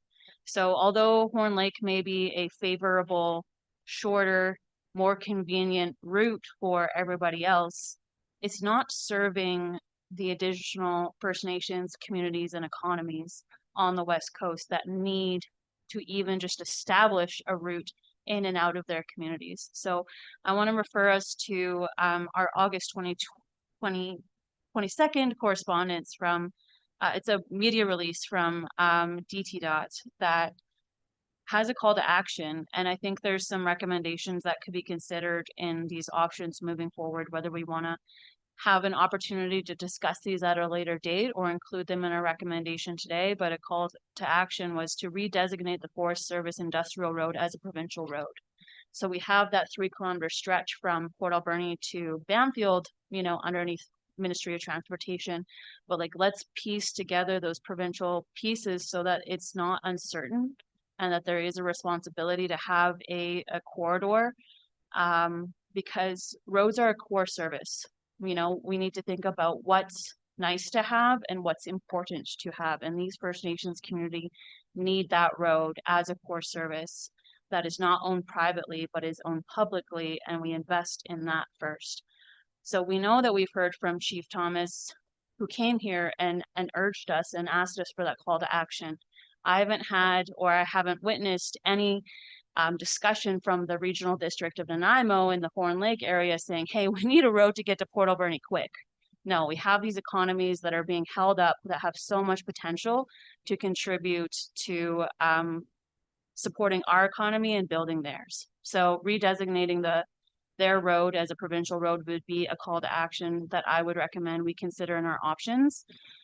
And then, yeah, just reaffirming that coordinated approach with all levels of government, and I would include chambers of commerce in there. We accepted, you know, as correspondence, the response from the Ministry of Transportation on that resolution. Let's draft it as a resolution because we've got step 1 done. We have our report on the emergency options, put in another resolution for where a permanent route may be. And so although the regional district goes to UBCM and ABICC, the Chamber of Commerce also goes to their annual general meetings where there's resolutions that could be put on the floor. So if we have the common language of what a resolution is, we get those on all those books and make sure that this region and its voice is heard on what's important on infrastructure investments for this region. Thank you. Thank you. Before I go to Mike Sparrow, not to put you on the spot, Daniel, are you able to, is it appropriate for you to mention what Chief Thomas is up to this week? Yeah, so Chief Thomas actually has been pushing really hard at a provincial level to get some commitment for her community through to that. So Jolene, thank you for mentioning that, because that, you know, it is true. We get hooked on talking about secondary route for us when it is a primary route for others, and it does grow a new economy, right? And so I think that's important to pay attention to. Chief Thomas was successful in receiving 8 ministerial meetings this week at the Indigenous Leadership Forum, I believe in Vancouver, or yeah, Vancouver. So she has 8 meetings all around this one topic of the route. And so I guess what is timely for us is trying to support that while acknowledging what information we need in order to wholeheartedly support it in a good way. And so at a high level, there's certainly that support, and it was easy enough for the ACRD to say, yeah, you know, we're working on it and we support the discussion around it. The question is, when does that discussion turn into unanimous support in the region? I think that's the question that Chief Thomas would love to have answered, but she is meeting with these 8 different ministries. So Ministry of Transportation, Emergency Management, Climate Readiness, with the Treasury, with Mott, with MIR. So there is political provincial interest right now in this discussion. And so I think the time for us to lean in is certainly now. The question is, how do we get to yes in a good way around this issue? Thank you. I'll get to you in a second. I think it's really important, as Daniel just said, that we get the perspective representative of everyone involved in our communities. But I do come back to that: a bird in the hand is worth 2 in the bush. And when I look at the summary of solution themes in the report, the number 1 is critical infrastructure. We've got to get a road built ASAP. And we may have to compromise on what we think about our own personal views if we can find that leverage that I spoke about. But anyway, I thank you for allowing me to share my perspective. Go ahead, Mike. Thank you for that. And I'll build on what everybody's saying right here too. If you look at the island and all the routes we have, you go from Campbell River to Victoria, most have a secondary emergency route of some sort. Like Victoria said, Malahat closes, they're shut down, but they can go through Port Renfrew and they can go through the back road. It's not a great route, it's an emergency route. If you go to Campbell River down, you have the inland highway and you have the coastal highway down, except the one area on the news. And that one area is a single source of frustration. I know over the years you get caught in that little area for an accident and you're stuck there for a long time. So from an economic perspective of what you want to do, if they only have one area there, that's their route. So they need a workaround. And from a business case, the best workaround is through the Cowichan to go around. So we have another circular route to go around. If we put the Horn Lake route through, we'll still have that bottleneck going towards the ferries. We won't have it there. An emergency route is just that. It's an emergency route. It's not something you want to use every day. Maybe if you want to casually drive down there, but it's not something you're going to use every day. It's an emergency route designed when your primary route is shut down. And unfortunately for us, over the last 2 years, we've had 3 different alternates we could get out, and they've all been shut down.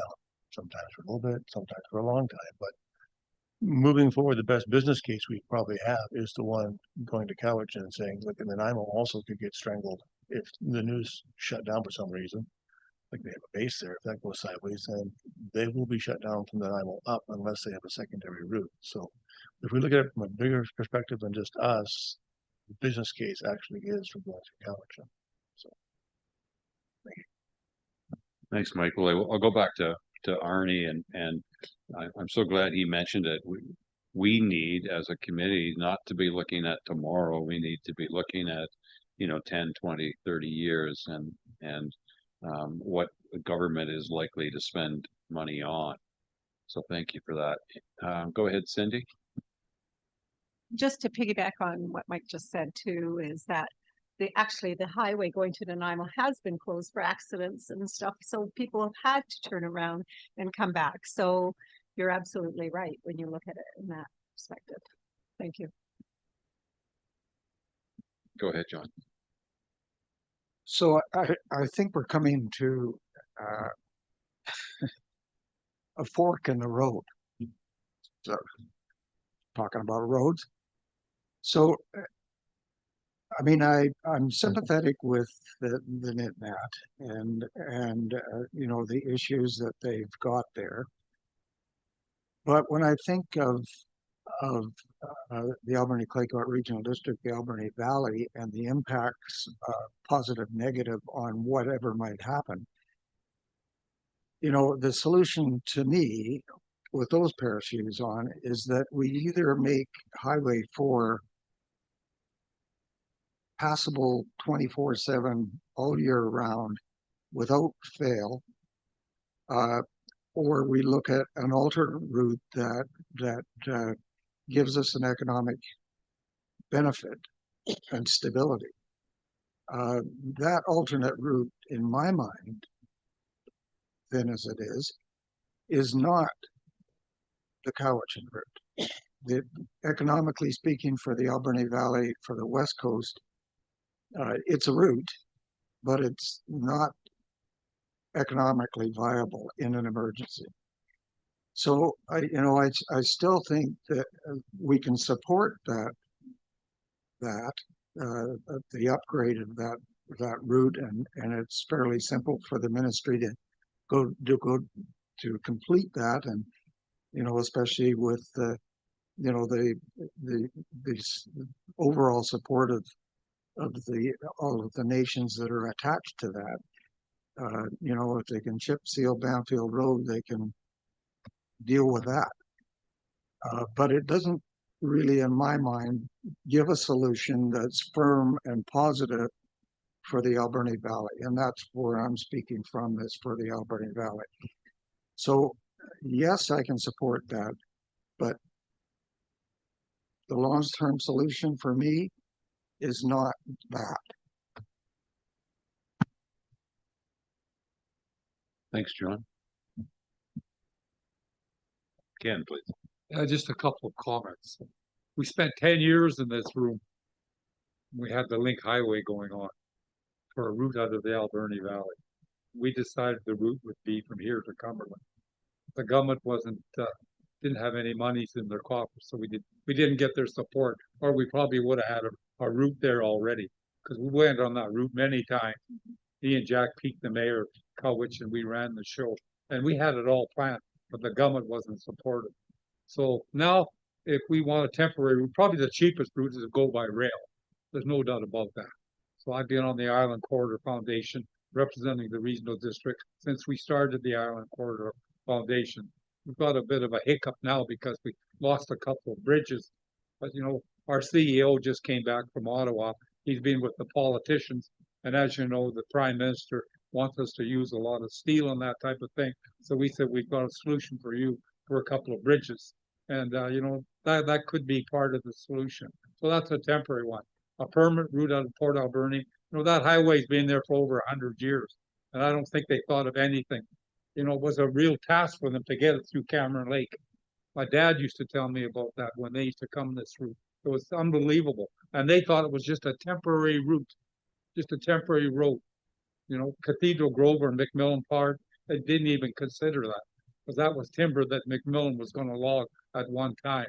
So a park wasn't even in their plans. It was just a cheap route out of here, a temporary route.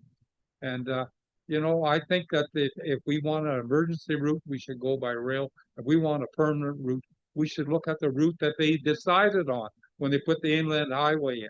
That was the route, but they ran out of money and for building too many bridges on that highway, and they decided the quickest thing to do is cut the route out of the path that was supposed to come into Port Alberni, and that's what they did. But if they got the money now, I think they should get back on that route and get the agenda going. Thank you, Ken. Did you want I you know, I appreciate the feedback, and I'm taking notes as we're going through as well, right? And I just find it it is interesting. I think one of the things that we are missing is the estimates. Like you talk about 2002, you know, 100 million to do the highway. What would that be in today's dollars? And I was just looking at the report that Michael submitted for the emergency route and the amount of steep slope, right? So I think what we've learned through the emergencies we have had is that where we get uncertainty on any route and where we inevitably get higher costs is on steep slope. And so we know that with the Cameron Lake, the steep slope that had to be, you know, fenced and bolted and retained. And that's the same work that we're now taking on in Mount Underwood. So are we taking on a greater liability by moving north along steeper slopes? And when we talk about climate readiness, is there more uncertainty in just the sheer maintenance and construction in that path versus the Cowichan route? And I think we have to think about planning along those lines as well. And I think this is where things have changed in the last 20 years, the last 10 years, and the last year. We've seen things. And so how do we factor that change into the decision making and into the visioning that we have?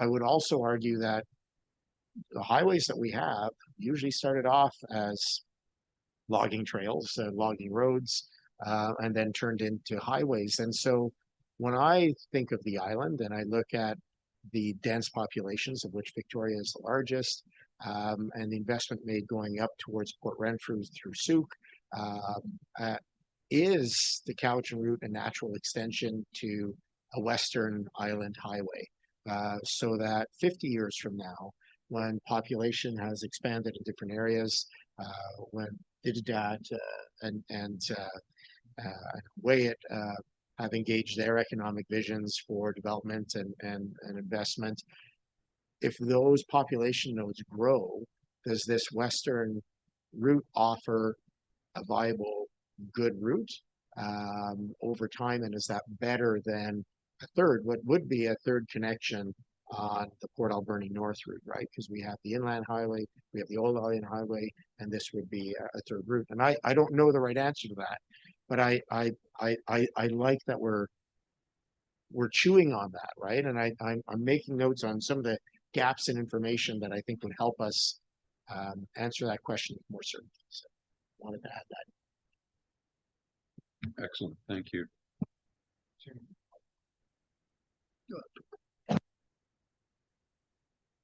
Just looking online to see if there's any other questions, comments. While we're doing that, Daniel, can you clarify 8B, Transportation Committee discussion? Have you contributed? You've been contributing, and that's pretty much been covered.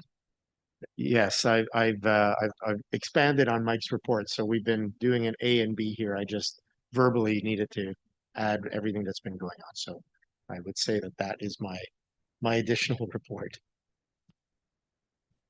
Thank you. So go ahead, John. The motion to receive the reports. And can I have a seconder on that, please? Thank you very much, Arnie. Any comments, questions about receiving the report? Go ahead, Mike. Are we gonna make a motion for option one to push us along, or just receive the reports and wait 10 more years? That's a really good point. And in fact, what I was going to say, what are our next steps, Daniel? So perhaps some sage advice. What are your thoughts? Well, you can certainly handle the motion on the table and receive it. That doesn't mean the conversation ends there. So once you've received it, I would appreciate having the additional guidance in terms of, I think Jolene had leaned towards option one. Is there an option in the report that this committee believes that we should start fleshing out? Because we're working on the 2026 budget. And as we know, these things take a lot of time. And so your input and advice would really be useful. Thank you. Go ahead, Dan. Sorry, I'll let Jolene go first, and then maybe there's a motion there. I would like to move ahead on endorsing some forward motion. Go ahead, Jolene. Can I call a question on the current vote and that we accept the report as presented? Absolutely. Thank you. All in favor of, oh, sorry. Can we have the motion read out? And did you want to speak to that, John, again? For Dan's benefit, I thought I was being very succinct. Motion to receive the reports. That was it. Something else down the road was something else. Thank you for that. All in favor?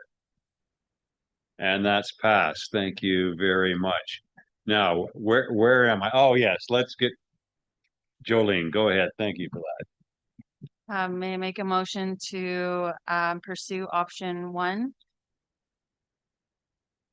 Have a coordinated all First Nation, local and regional government, local lobby effort to convince the province of BC to establish an emergency access route as a first step, and then build a secondary access road highway that is open year round.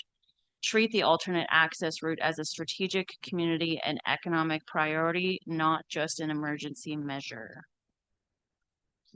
69 in the package circulated. Is there someone prepared to second that? And Cindy seconds that. Thank you very much. So for discussion.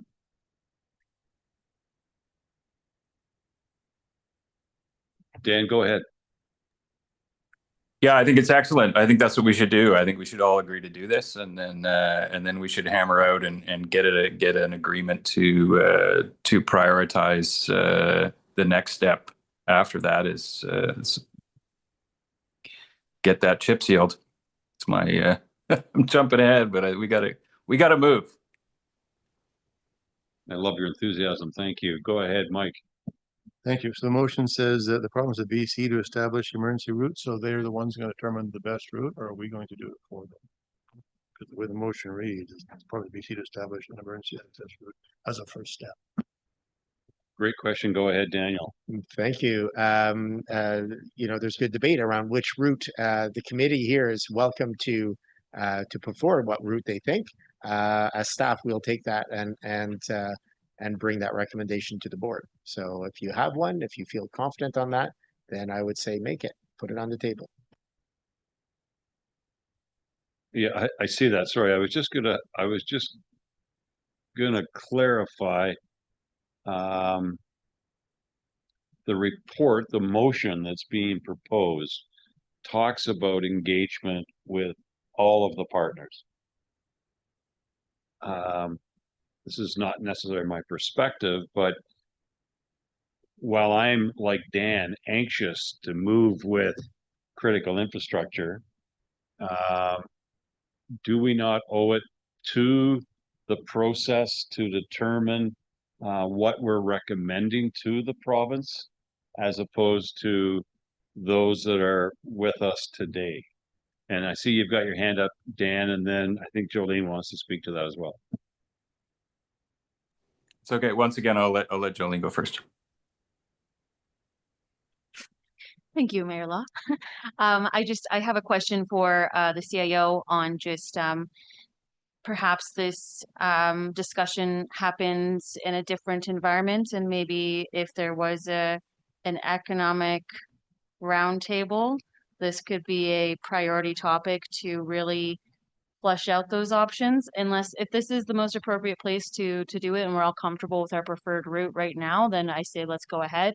But if it deserves fulsome discussion with all stakeholders and partners, maybe that's a priority item for a topic at economic development, and or a different format where we have a workshop for the Transportation Advisory Committee to discover that. So I think it may need a workshop to get to that conclusion, unless we have that conclusion here at the table with us today. Through the chair, thank you for the gentle nudge and reminder. So the resolutions on the table is a good resolution, right? And so I would suggest that you make a decision on the resolution on the table, and then if you want to talk about identifying a route, we can have a resolution around how that is done. Or if you want to identify a route, you're welcome to do that as well. The choice is yours. That said, I think where Jolene is going is we are in the process of submitting a grant for a larger economic forum between our local communities across the region and First Nations in order to identify various economic needs. And this could and would tie in very well to the road discussion as well, and would also give us hopefully a prepaid forum where we can ask questions around the preferred route and the cost benefit analysis for that. So it is something that we could have as a separate resolution in terms of due process. So thank you for that reminder. And the timing on that, what would you see if you're talking about a grant and all the rest of that? We have submitted the community grant in order to do that. It would be a $20,000 grant. And we have letters of support from across the region. We're just missing 2 right now, which I'm hoping to get on Friday. Thank you, John. So I really support the idea of an economic roundtable because one way we're spending money, the other way we're investing money. And, we can spend money by just moving this motion and having the province do it. We can invest money by having logical business decision decide what's best for the whole economic area. We've got large business investments in our region that really need to be able to speak out. First Nation and non-First Nation investors that need to weigh in on what works for them. I know 100% that the Cowichan route did not work for Catalyst. So that's for them to speak up and say, did it work for Colson's? I don't know. So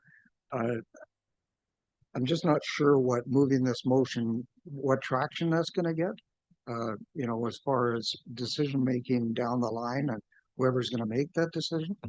But, that's just me. I can clarify. I think the reason why we put this as an option is to have the coordinated approach. So to have it puts it back on ACRD staff to coordinate and put together how we're going to do that. But at least it says, here's the objective. We want to be coordinated. We want to be coordinated amongst all of us in the region, right? B, we agree that emergency route is the lowest hanging fruit. We're going to start there, and that we also want the permanent route. And so it does reiterate what's in the terms of reference, but it's saying go and develop a plan of attack.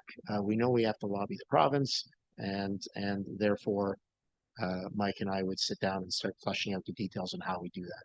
What Jolene is identifying are the other opportunities for us to lean into in order to advance this. But I would agree and say that you are 100% correct. The province is not looking for ways to spend money, and if we're going to get any investment whatsoever, we've got to treat it as an investment. And in order to treat it that way, we have to flesh out the business plan, and we have to know that when communities across the region are supporting this, or in the businesses are supporting this, that there's a strong case for it. And if they don't want to support it, that they think there's some different case that benefits them more, but then that's where we end up in a democracy where the majority has a decision.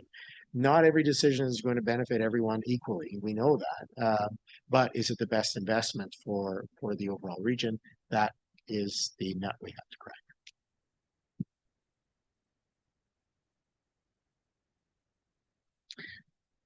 Go ahead, Mike.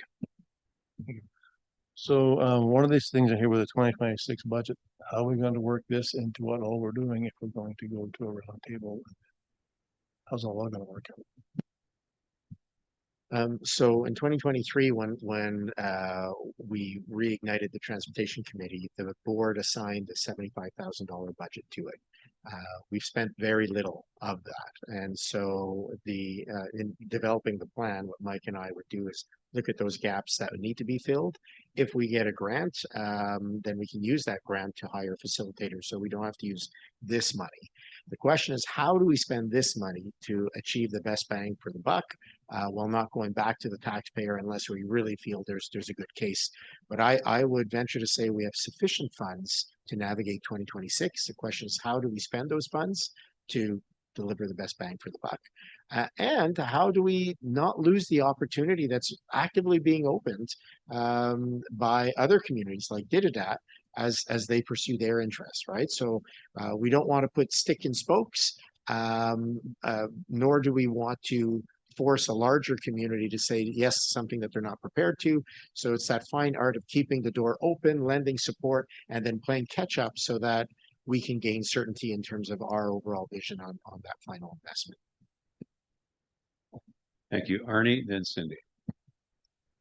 Yeah, thanks, Daniel. I think that helped a little. I think just getting back to how do we move forward, not specifically which route.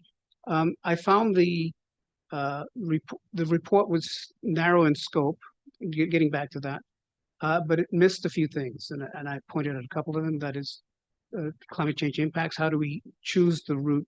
Again, if we're trying to come on board with one plan, one movement. I mean, personally, I'd like to see an interior highway that goes from Cowichan to Comox Lake all the way, and I think a lot of us would, but that's a much bigger, longer term decision.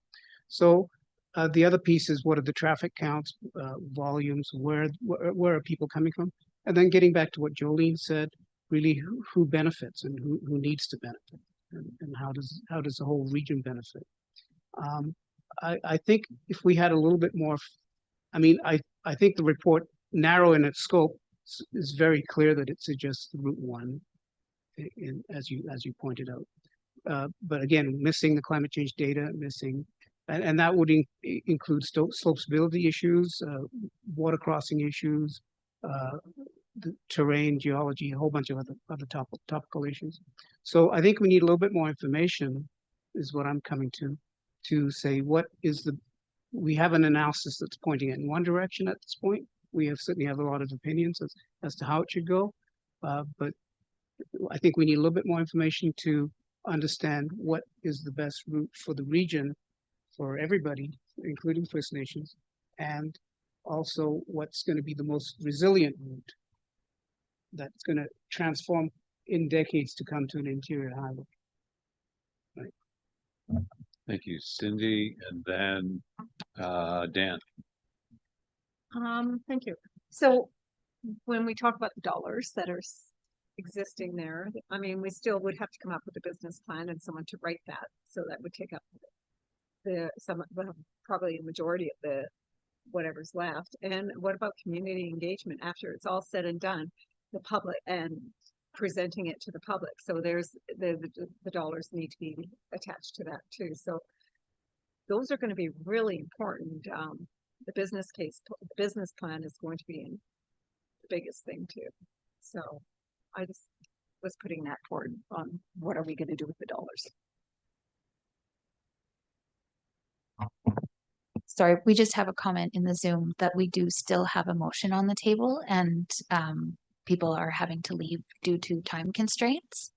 And can we perhaps move on that? So I'd like to call a question. I'm sorry. Yes. I'm sorry. I know it's lengthy, but could you read that out, of course? Of course, yeah. That the Transportation Advisory Committee recommend that the ACRD Board of Directors create a coordinated local lobby effort to convince the province of BC to establish an emergency access route as a first step and continue to investigate a viable secondary access road or highway that is open year-round. Treat the alternate access route as a strategic community and economic priority, not just an emergency measure. Thank you. And sorry, that moved by John and seconded by, no, that was moved by Jolene and seconded by Cindy. So the only question I have, and again, I don't know who mentioned it, but going back to this doesn't put it in the hands of the Ministry of Transportation to determine the route. That's something that this committee would make that recommendation. Okay. Dan, I know that you had your hand up before. Is nothing? No, you don't have to worry about that. Okay. Are there any other questions, comments regarding that proposed motion? All in favor? Go ahead, Jolene. Comment on my own motion. Yeah, I just think as for like next steps on maybe how to achieve that, whether that's like to Councillor Solda's point on community engagement and such. You know, we have that $75,000 allocated to do this work, and perhaps a next step is to develop a regional position paper that, you know, we weigh we weight the options. We don't select the preferred options, but we number them from our ACRD point of view. It doesn't need to be included in the motion, but that was just my thoughts on how we could potentially achieve the motion that I put forward. Thank you. Thank you for that. Go ahead, Cindy. But I don't want to lose what Arnie has mentioned regarding climate change and that. I mean, if we're going to put it up for community engagement, it should have that a completed report, not just here's the options. You know, I'd like to see dollars would be really great. I mean, the community won't care on that part of it because more so about which route it is. But I'd like to see what you mentioned in your prior discussion here. Yes. Thank you. I think what would happen here is that we would put together a plan that includes all of that as follow-up. I think at a high level, this sets the right direction. And then we will flesh out the details as a presentation to the board to complement that, taking in all your input. And so I think, yeah, I think that would work. Excellent. That being the case, I'll call a question. All in favor? Great discussion. That's passed. Thank you very kindly. Moving on. Oh, so those that are online that have to leave, thank you so much for your participation today, your input and your support for moving forward. We'll move on to number 9, late business. Any late business? Seeing none, we'll go to question period. Any comments from the public? There are no questions on Zoom or in the email. Excellent. And before we adjourn, I'll just again turn to Daniel and thoughts on a next meeting. in an effort to take advantage of the media attention, the awareness, the work that others are doing to bring this issue to light. What are your thoughts, Daniel? We're in the throes of budget. My one thought would be whether or not we do want to have a quick December check-in. I know that's tough for people on travel time and vacation, but it would allow us to put together what we would end up presenting to the board to say, hey, here's our plan for engagement, and here's the timeline. And then to have your input on both of those things, I think would really be useful. It gives us extra confidence going to the board saying this is what is recommended and this is how we plan on achieving it. So we have the what, the how would benefit from your input as well. I would say December, and if not, then January. And would that be a relatively short meeting, do you think? And just the longest meetings always intend to be short. I would still plan for the 2 hours and maybe just have that one agenda item for discussion. Roger that. Just looking around the room and looking online, we've lost a few people, but your thoughts on a December short meeting? Yeah. Yeah. Yeah. Okay. Fingers up online. Thank you very much. So let's plan for a December meeting. Could I have a motion to adjourn, please? And that's so moved by John, seconded by everybody. Great discussion, great input. Staff, you did an excellent job today. Thank you very much for that. Michael and Nikki, thanks very much. I hope you're moving forward and meeting with cabinet soon. Thank you. Thanks, everyone.